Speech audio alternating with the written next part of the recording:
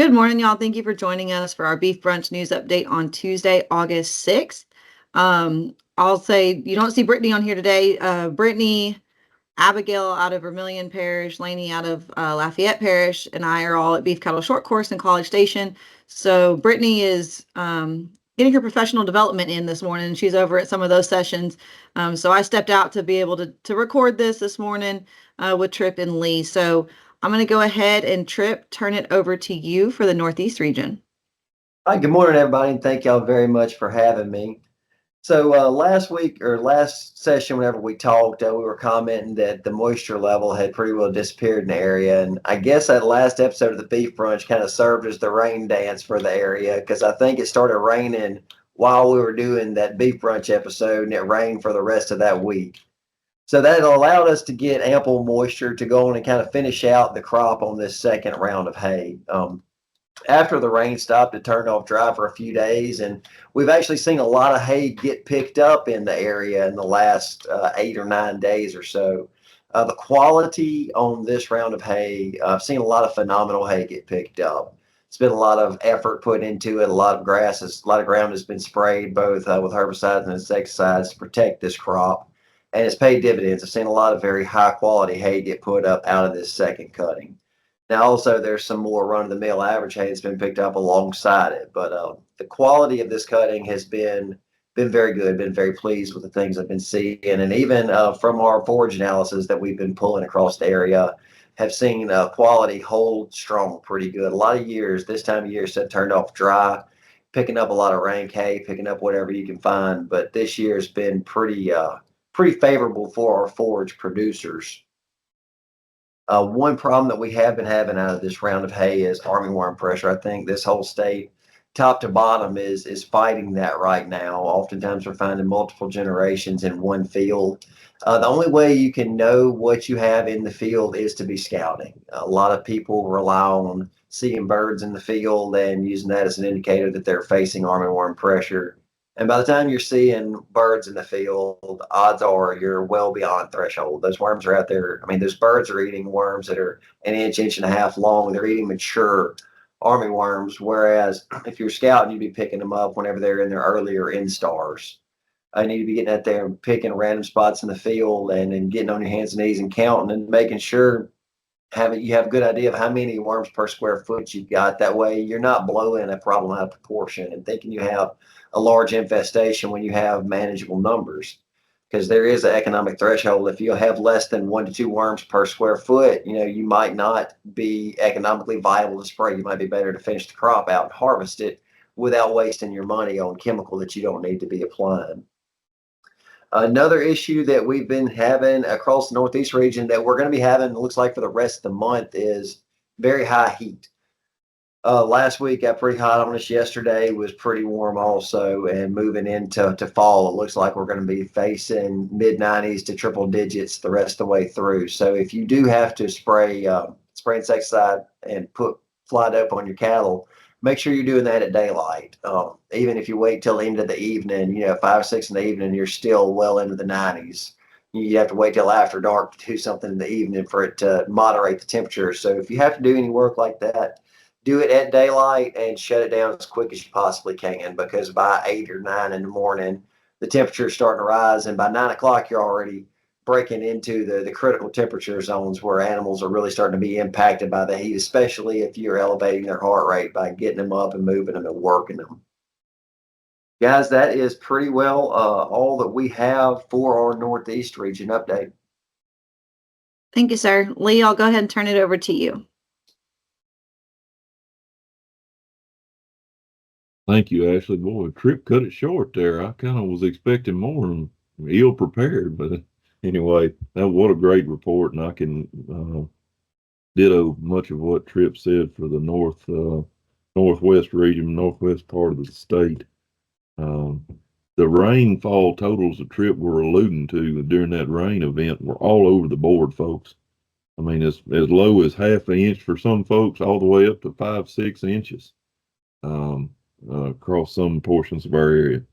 It was all appreciated, though, and a lot of hay has been made in the subsequent 5, 6, 7 days since it quit raining. So anytime we can pick up a rain late July, early August is a beneficial thing. Humidity, the heat has been rough, though in the last few days, like Tripp was alluding to. Humidity hadn't been quite as bad as what it normally is, but when you get up to 100, 102, 103, wherever, that's hot no matter what humidity is. So it won't take long to dry the northwest part of the state out with temperatures like that, especially in the hill parishes. They'll dry out in a hurry. And anyway, but it's August. What do you expect when it comes to Louisiana? You got some people that are shipping cattle around here. We've seen a lot of shipments of cattle in the last week or two, folks I've been talking to that have been getting them gone. A lot of folks took advantage of that week-long rain event to try to get some cattle penned. A few people got some cattle worked, which is kind of a rare thing for the end of July, early August, other than just bare necessity stuff like Tripp was talking about, fly dope, or pinning them to doctor some sick cattle, or et cetera and so forth. Um, Folks, I'm trying to accentuate the positive on when we're talking about the rainfall and the hay made, and the pastures look very good as far as forage quality and quantity. Before I get to the not so good news, folks, and so when we move into our market report, I'm going to give you the market report for this past 2 week period, and just know that if you've been following markets at all, things have taken a significant downturn in the last 2, 3 trading days. Folks, if you keep track of the futures markets, it's been a slaughter the last couple of days on both live cattle futures and feeder cattle futures, and there's no the only explanation for it is the broad downturn in the stock market. Because the fundamentals of the cattle market haven't changed, folks.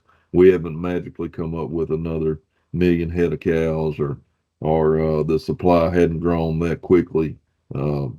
So honestly, we're dealing with the direct correlation to the downturn in the stock market, which if you follow that closely, you'll know exactly what I'm talking about. So without further ado, I'll get on to our market report for the last 2 weeks. 500 to 600 pound steers. Average of the prices in Louisiana was $2.24 per pound to $3.08 per pound. 5 to 6 weight heifers, $2.14 to $2.86 per pound. Cull cows, $1.10 to $1.51 per pound. Cull bulls, $1.25 to $1.70. The average of the high price paid on bred cows was $2,316 per head. Average of the high price paid for pairs is $2,919 and 44 cents. Don't want to leave those 44 cents. As far as the percent change from the last report, 5 to 6 weight steers saw a 0.75% increase. 5 to 6 weight heifers, a 2.04% increase. Cull cows experienced a 1.87% decrease, and cull bulls kind of led the pack with a 4.5% decrease. Folks, that's what has happened the past 2 weeks. That does not really take into account any data since this significant downturn in the futures market. It's going to be interesting to see what shakes out as we start seeing sales this week in Louisiana, and how this is all going to affect our cash prices here in Louisiana and our calf prices. Folks, one thing that we spend a lot of time preaching on, and I know Dr. Edwards has talked about it extensively, and Tripp has at times, Vince, Brittany. Folks, it's easy to live in a bubble. You know, we sell calves mostly in Louisiana. We're a cow-calf state. We talk about that, though we do have a few stocker operators. We're mostly a cow-calf state. And a lot of us, frankly, sell calves at weaning. And so it's easy to kind of lose sight of the big picture about what happens to our calves as they move on down from our sale point onto onto other levels of the chain. Folks, these other levels, the feedlot, the cattle feeder feedlot level, whenever they experience losses, that can definitely turn down our cash prices. So we don't live in a bubble. We're not in a vacuum. Our prices can be directly correlated to what happens at other levels, and the futures market matters. I've talked to some people that have never fed a pen of cattle in a feedlot, and so they don't care about what the fat cattle prices are. Folks, it matters, and it's going to matter on your cash prices. That's my stumbling way of saying educate yourselves. We talk about this all the time. Educate yourselves about other levels of production within the beef cattle industry. Try to stay in tune of what is going on with them, because they can definitely affect your bottom line. Last thing I'm going to mention is the fact that we are taking samples for the State Fair LFGC hay contest. Joshua Sally, the county agent there in DeSoto Parish, is chair of that committee, and he does a great job with it. Really good prizes. If you produce some quality hay and want to get some entered, contact any one of us, and we'll tell you how to get it entered. And with that, I'm going to quit rambling and turn it back over to you, Ashley. Thank you, sir. And to feed off of what Tripp and Lee said on a few things. So Brittany mentioned, when I asked her what she wanted me to talk about, she said, hay quality, the hay contest, and army worms. So y'all made my life simpler on that aspect. Everything that they've said, we're seeing statewide. We had our third workshop for the Advanced Master Cattleman last Friday. We were in West Baton Rouge Parish Extension Office for that, but people there scattered throughout South Louisiana that are enrolled, and we're echoing the same things that the guys were saying. So even though the three of us are, I guess, technically located in the north part of the state, I know what they're saying this morning is far-reaching throughout, or for all of our producers throughout the state. A few other management kind of things that we were visiting about before we got on. Weaning of your spring-born calves is coming up. And so you need to take a look at your vaccination protocols for those if you haven't already started them. Just a reminder that you do need to give the booster. If it calls for a booster shot, give the booster shot, because otherwise you should have just burned the money that you spent on your first round of shots. So those vaccinations call for a booster for a reason. The titers will drop from that first set of shots, and they need that booster to actually get that immunity up. The other thing is, give your booster shot a couple of weeks, 2 to 3 weeks, ideally, before you actually wean those calves. So if you can give that booster, that second shot, 3 weeks before you actually wean, you're going to have the more optimal immune system going in your calves, and they will respond to the weaning process in terms of immunity, reduced sickness, and that sort of thing much better. Giving that shot while you're weaning them when they're already stressed. Stress raises cortisol. Cortisol suppresses the immune system. They don't respond to the vaccines nearly as well. So get those booster shots in a couple weeks, 2 to 3 weeks before. So look at your ideal weaning date. Start backing up your calendar and get your vaccinations in on time. With that, when we start thinking about weaning, we start thinking about preg checking. And I know we've preached it. The repro person in me, reproductive physiologist in me, preaches it all the time. But input prices are high. We're still getting decent money for cull cows. Preg check, it pays for it, and go ahead and decide what it is you're going to do with those cull cows, or those open cows, excuse me, in terms of culling them. Trying to think, was there anything else, guys? I mean, I know the events, but any other management thing that I said I was going to talk about that I'm forgetting? Okay. Y'all know I have to keep them on track. We are gearing up for a lot of events. So y'all bear with me. As always, these will be linked in the video and podcast descriptions. So again, we've been mentioning it, but Dr. Donna Gentry has her Master Cattleman program planned to start August 20th.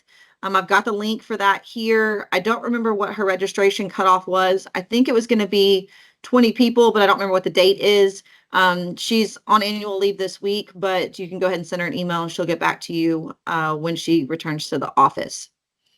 There is a prescribed burn manager certification class, an agricultural prescribed burn manager certification class on Tuesday, August 27th from 5:30 to 7:30 at the Lafayette Parish Extension Office.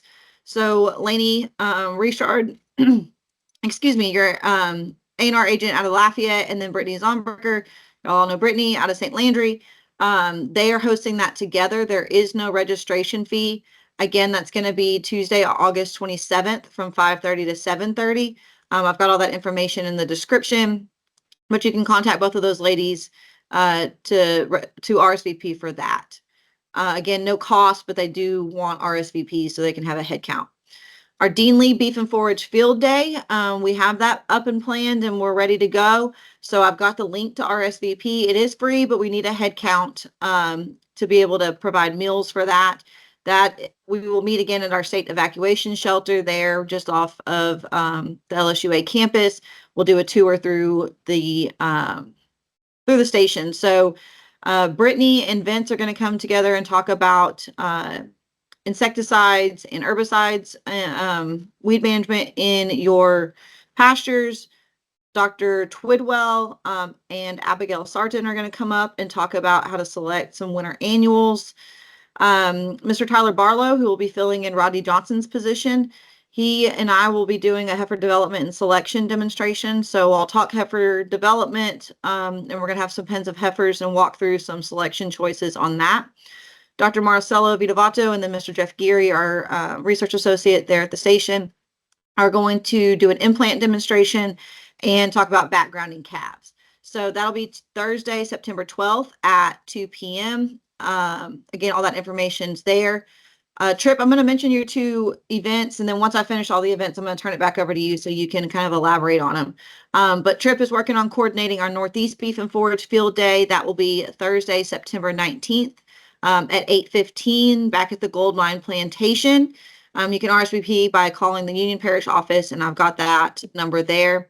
And then a couple days later, on Saturday, September 21st, he's doing a small footprint animal agriculture workshop at the Ouachita Parish Extension office in West Monroe from 9 a.m. to 3 p.m. The Acadiana Fall Beef and Forage Field Day is planned for Tuesday, October 8th. I know that's usually in the afternoon/evening, but they're still working on finalizing a lot of that information, but wanted to go ahead and give you a save the date. And then the bull breeding sinus exams that always occur at Dominique's in Opelousas will be on Thursday. I messed up on my typo here. Thursday, I think it's the 24th and not the 22nd. Thursday, October 24th, whatever that Thursday is that week. You do need to RSVP for those. So they if you've not participated before, they do a schedule and tell you what time to call. So you can contact either Lanie or Brittany for that, and both of their numbers are listed here. So that's what I have for our no, I'm sorry, I almost forgot, Lee. So we are having the AI school at Dean Lee October 9th through the 11th. I know that I should know that. I don't have it written down. I'm working on finalizing that. It's a Wednesday through Friday. If you are interested in it, there is an interest list and wait list that I'll contact first, but please go ahead, send me an email if you are interested in the AI class at Dean Lee. I'm trying to pull my calendar up, so I'm stalling as I talk. Make sure I get these dates right for y'all. Yes, October 9th, 10th, and 11th. So we start, I believe, at 9 and go until 5 for that. And then the following week, our pregnancy determination clinics up at the Hill Farm. Those are one-day clinics. And that will be, the first one will be on October 15th, the second one on October 16th. If you're interested in either one of those, again, the AI class and the pregnancy determination clinics, we keep an interest list or a wait list that we contact first, but oftentimes they don't fill up immediately based on that. So if you are interested in registering for either one of those, contact me for the AI school, contact me or Lee for the pregnancy determination clinic, and I'll put all that information in the video and podcast descriptions too. Now, Tripp, would you like to elaborate on the Northeast Field Day and your small footprint workshop? Absolutely. Yeah, guys, September and October are going to be very busy months within the Ag Center, but I'm very excited because we've got a lot of great programming coming y'all's way. I'm very excited about our Northeast Beef and Forage Field Day on September 19th, and I'd like to thank folks at Goldmine Plantation for graciously hosting us so many years.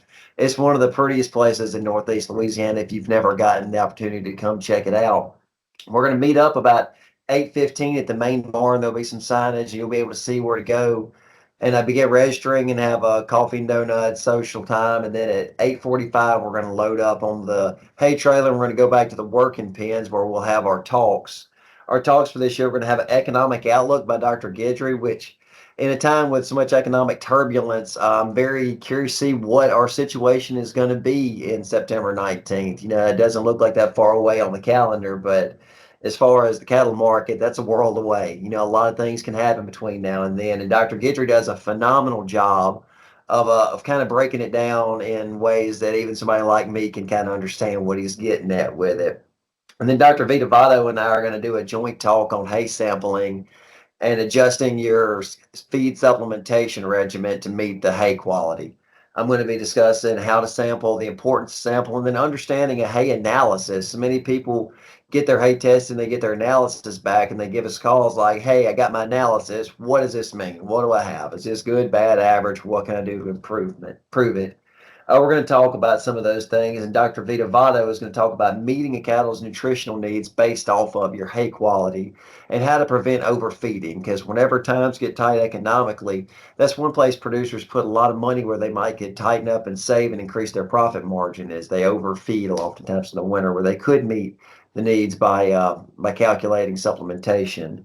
And then Dr. Sullivan from there in town in Winsboro is going to be coming out and doing a breeding soundness exam for us. That's another thing that we in Extension preach year in and year out is making sure that your bulls are ready. So if you've never seen a breeding soundness exam, this is a great time for you to come out and see what goes into it. And he's going to discuss the importance of it.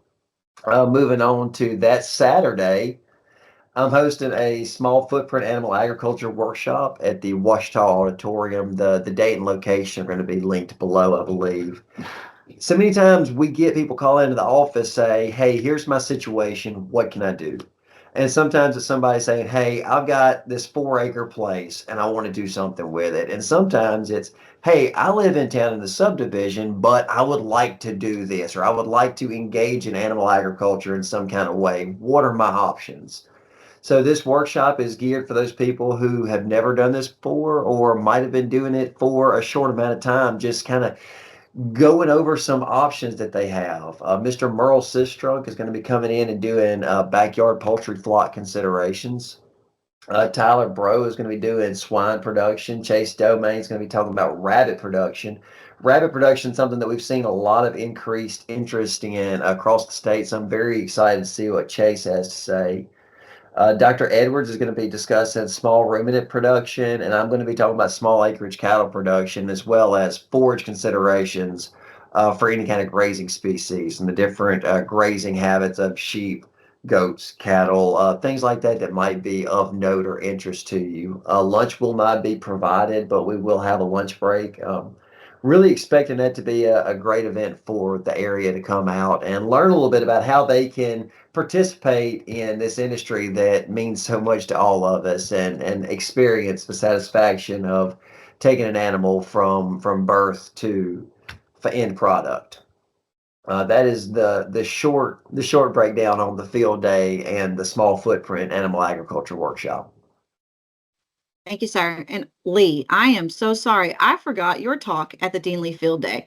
So you are still talking for us. Don't think you got out of it. But we're going to wrap up. We've asked Lee to wrap up our Deanley Field Day there on the 12th, doing a discussion on adding value to your cattle and your calves. So go ahead, Lee.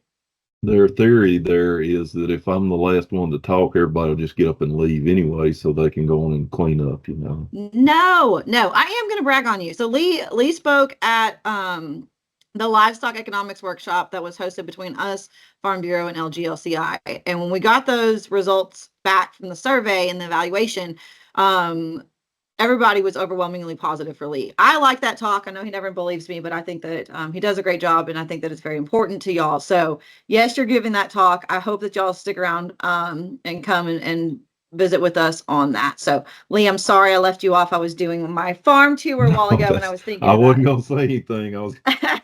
I just had to make sure you knew you had to be there on the 12th for us. So I appreciate y'all. I think that that's all we have for today. As I'm looking at the clock, I know we talked longer than I thought we were going to, but as always, reach out to us if you have any questions or if there's anything we can help y'all with, and we'll see y'all again in a couple of weeks.